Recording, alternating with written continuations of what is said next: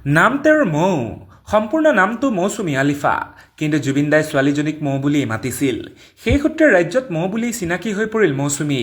যিখন চিনেমাৰ বাবে অসমে অপেক্ষা কৰি আছে, সেই ৰৈ ৰৈ বিনালেৰ নায়িকা হৈছে মৌচুমী আলিফা। মৌৱে আগতেও অভিনয় কৰিছে, তথাপি ৰৈ ৰৈ বিনালেৰ নায়িকা হিচাপে মৌচুমী হৈ পৰিছে অসমৰ সবাতোকৈ চৰ্চিত নায়িকাগৰাকী। মৌচুমীয়ে তাহানিতে খাপলাংকাইত অভিনয় কৰিছিল।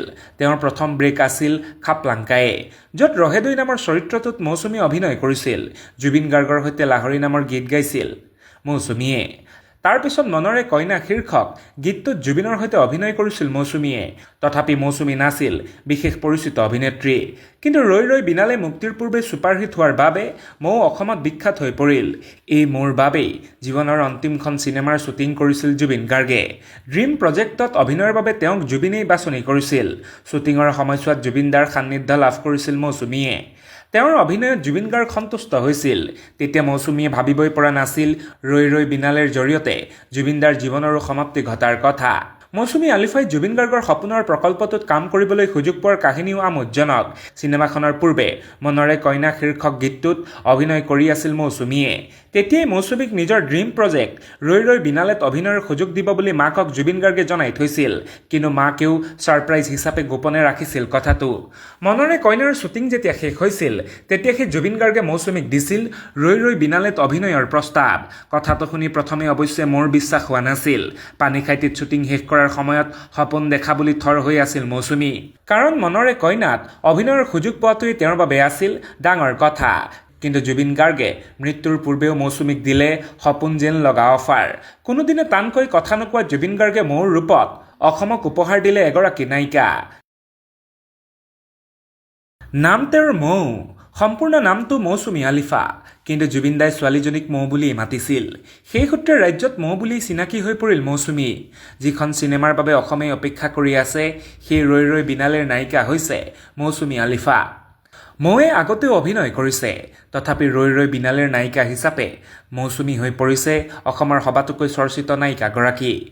মৌচুমীয়ে তাহানিতে খাপলাংকাইত অভিনয় কৰিছিল। তেওঁৰ প্ৰথম ব্ৰেক আছিল খাপলাংকায়ে, য'ত ৰহেদৈ নামৰ চৰিত্ৰটোত মৌচুমী অভিনয় কৰিছিল।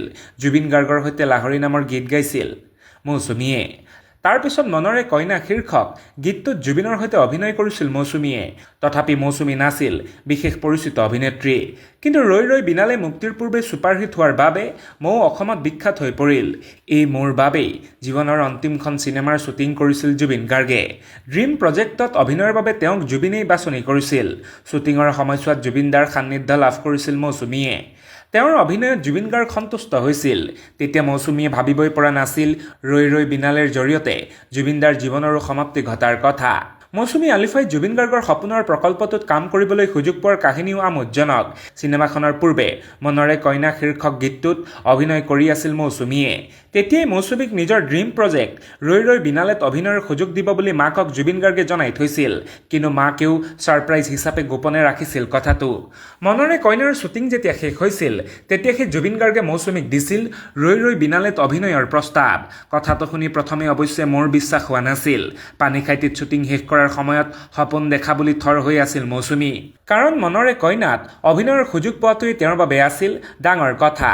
কিন্তু জুবিন গাৰ্গে মৃত্যুৰ পূৰ্বেও মৌচুমীক দিলে সপোন যেন লগা অফাৰ। কোনোদিনে টানকৈ কথা নোকোৱা জুবিন গাৰ্গে মৌৰ ৰূপত অসমক উপহাৰ দিলে এগৰাকী নায়িকা। নিউজ ডেস্ক ৰিপোৰ্ট, বাৰ্তা এনি।